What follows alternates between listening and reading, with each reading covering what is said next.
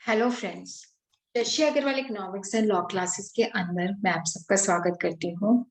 आज का जो हमारा टॉपिक है that is the concept of money supply, और जिसके अंदर हम अंडरस्टैंड करेंगे मेयर्स ऑफ मनी सप्लाई। और इसी के साथ ही मैं आशा करती हूँ कि आप सब लोग सेफ हैं, हेल्दी हैं और लाइफ को एंजॉय कर रहे हैं।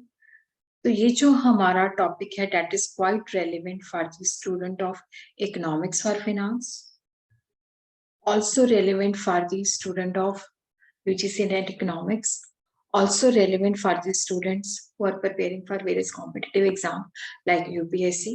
और उसी तरह ये जो टॉपिक है that is also available in English at my second channel that is Shashi Agarwal. अगर आपको ये एफर्ट मेरा सही लगता है तो डू लाइक माय वीडियो, इसको शेयर कीजिए और मेरे channel Shashi Agarwal economics and law classes को सब्सक्राइब कीजिए। तो ये इसका सेकेंड पार्ट है।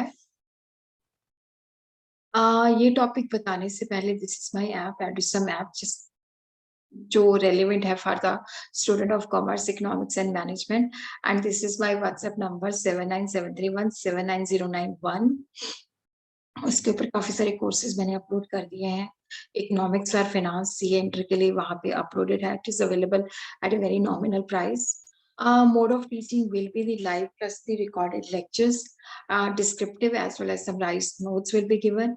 Doubt session will be there and test series will be there.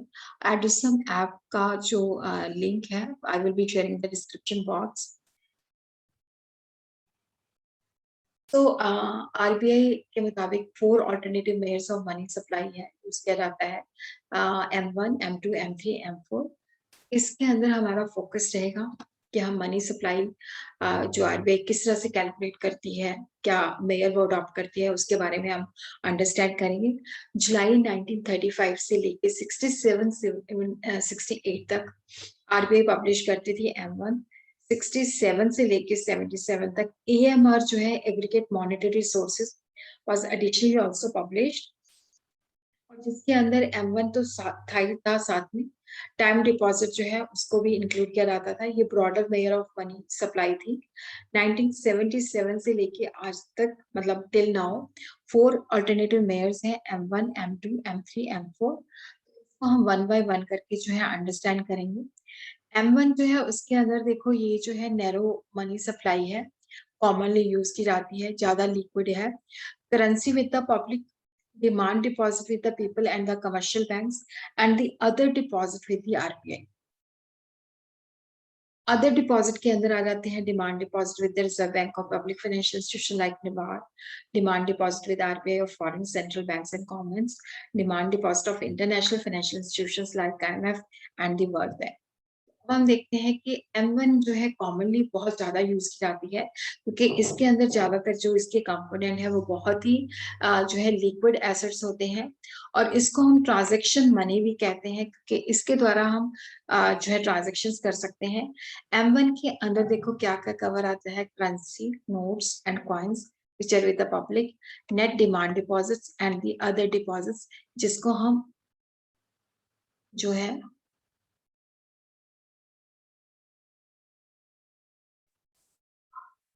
सी का मतलब है currency notes and coins which are held by the public.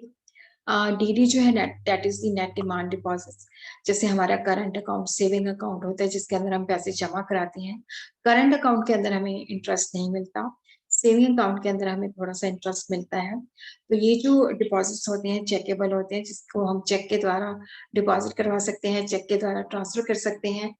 तो इसके अंदर जब हम डिमांड डिपॉजिट की बात करते हैं तो नेट डिमांड डिपॉजिट इंक्लूडेड होते हैं, क्योंकि ये इंटर बैंकिंग जो क्लेम्स होते हैं उसको इंक्लूड नहीं करते। ग्रॉस डिमांड डिपॉजिट इसके अंदर इंक्लूसिव नहीं होते, ओनली नेट डिमांड डिपॉजिट और इंटर बैंक क्लेम्स को छोड़ के होता है।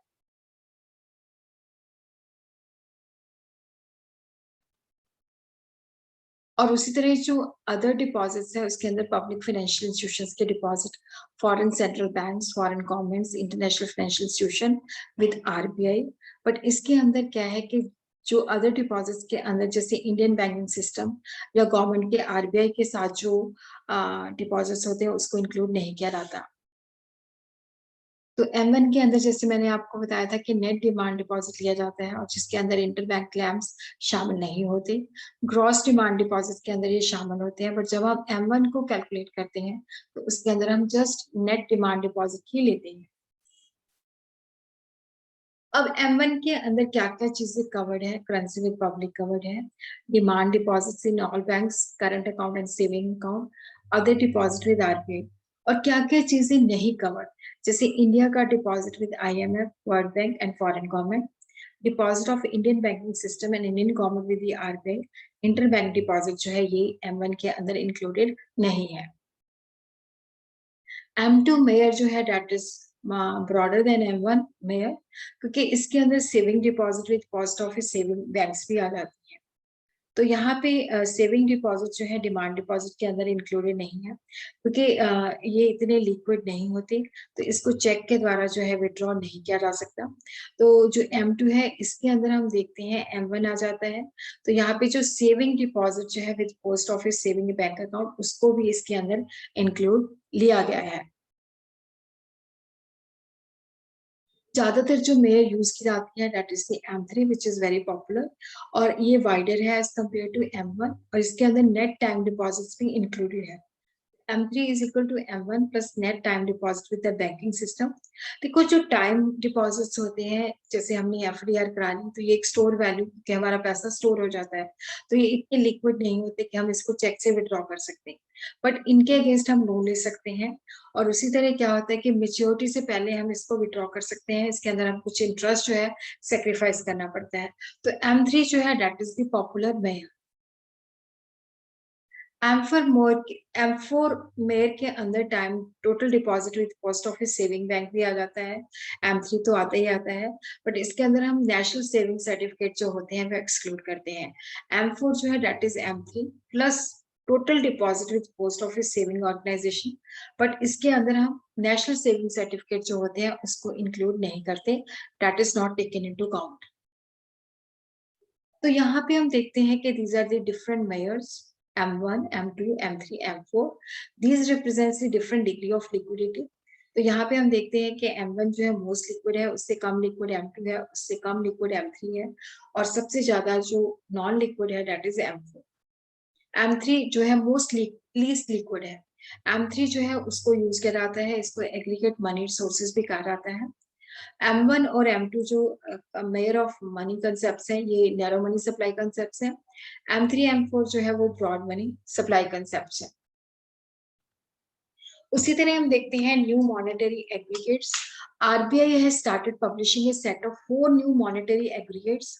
वर्किंग ग्रुप ने जो 98 के अंदर जो रिकमेंडेशन दी थी, और यहाँ पे ये जो एग्रीगेट्स है जो बैंकिंग सेक्टर की बैलेंस शीट है, और उसी तरह उसके बेसिस पे, ताकि ये प्रोग्रेसिव लिक्विडिटी के साथ भी कंफर्म करें। जो न्यू मॉनेटरी एग्रीगेट्स है जैसे रिजर्व मनी है तो M0, NM1 जो है that is narrow money, NM2 जो है इंटरमीडिएट मनी, NM3 जो है that is the broad money based on residency concept. All ये जो है that they are based on residency concept. तो यहाँ पे हम देखते हैं कि लिक्विडिटी एग्रीगेट इंट्रोड्यूस किए गए, और यहाँ से जो पोस्टल जो मॉनेटरी एग्रीगेट है उसके अंदर जो पोस्ट ऑफिस के पास डिपॉजिट्स है उनको नहीं लिया गया, बट वो लिक्विडिटी एग्रीगेट्स के अंदर लिया गया है। और उसी तरह क्या है कि जो नॉन बैंकिंग फाइनेंशियल इंस्टीट्यूशंस हैं उनकी जो डिपॉजिट लाइबिलिटी है वो मॉनेटरी एसेट नहीं है, बट वो लिक्विडिटी एसेट का हिस्सा है। और उसी तरह जो मॉनेटरी एग्रीगेट्स हैं वो लिक्विडिटी एसेट से डिफरेंशिएट किए गए हैं, और यहाँ पे उनका जो डिफरेंशिएशन है that is done on the basis of nature and the functioning of the institution जो उसको इशू करते हैं। उसी तरह ही हम देखते हैं कि जो रिजर्व मनी है इसको हाई पावर्ड मनी भी कहा जा सकता है, बेस मनी भी कहा जा सकता है, सेंट्रल बैंक मनी भी कहा जा सकता है। ये जो रिजर्व मनी है ये बेस लेवल जो है उसको रिप्रेजेंट करती है, और ये जो है there are different forms of money supply, reserve money, narrow money, broad money. और जो रिजर्व मनी है ये काफी इंपॉर्टेंट है, क्योंकि नैरो मनी और ब्रॉड मनी जो है वो डिपेंड करती है volume of the reserve money के ऊपर। रिजर्व मनी जो है that is the currency in circulation plus bankers deposit with RBI and other deposit with the RBI। तो यहाँ पे हम देखते हैं कि net RBI credit to government, plus RBI credit to commercial sector, RBI claims on banks, RBI's net foreign assets, plus government's currency liability to the public, minus RBI's net non-monetary liability. तो ये इसको जो है reserve money जो है उसके अंदर ये चीजें इंक्लूड होती है। आरबीआई मॉनेटरी पॉलिसी के अंदर इसका इंपॉर्टेंट पोजीशन है। रिजर्व मनी के बेसिस पे हम डिसाइड कर सकते हैं कि what is the level of liquidity, price level क्या है, और यहाँ पे इकोनॉमी के अंदर लिक्विडिटी को मैनेज करना, प्राइस लेवल को मैनेज करना जो है बहुत ही सिग्निफिकेंट होता है। So what is the difference between M1 and the reserve money? देखो यहाँ पे M1 जो है डिमांड डिपॉजिट को इंक्लूड करता है, रिजर्व मनी के अंदर जो है रिजर्व ऑफ बैंक्स जो होते हैं उनको इंक्लूड किया जाता है। अब हम देखते हैं NM1, that is the currency with the public, demand deposit with the banking system, and the other deposit with the RBI. NM2 के अंदर NM1 plus short term deposit of residents, including and up to contractual maturity up to 1 year. NM3 के अंदर देखो NM2 plus long term deposit of the resident plus call और term funding from the financial institution included होती है। अब हम देखते हैं लिक्विडिटी एग्रीगेट्स। देखो यहाँ पे जो मॉनेटरी एग्रीगेट के साथ इनको भी कंपाइल किया जाता है और यहाँ पे भी लिक्विडिटी का जायजा लिया जाता है। तो बैंकिंग सिस्टम के द्वारा जो इंस्ट्रूमेंट इशू किए जाते हैं जो कि मनी इंस्ट्रूमेंट के अंदर इंक्लूडेड होते हैं, जो कि क्लोज सब्स्टिट्यूट होते हैं, उसी तरह क्या होता है कि but are issued by the non banking financial institution भी जो है, जो वो इंस्ट्रूमेंट इशू करते हैं उनको भी लिक्विडिटी एग्रीगेट के अंदर कंसिडर किया जाता है। लिक्विडिटी, एग्रीगेट लिक्विडिटी की बात करें तो यहाँ पे हम देखते हैं कि पूरी मार्केट के अंदर किस तरह से जो ट्रांजेक्शन हम करना चाहते हैं वो लिक्विडिटी वहां पे अवेलेबल होती है, तो वहां पे कोई स्टॉपेज नहीं होता, वो स्मूथली हो जाती है। क्योंकि ये जो लिक्विडिटी एग्रीगेट्स है they have effect on market condition. क्योंकि अगर जैसे बिजनेस के अंदर पैसा चाहिए और वो पैसा अवेलेबल नहीं है तो बिजनेस जो है स्मूथली नहीं चलेगा।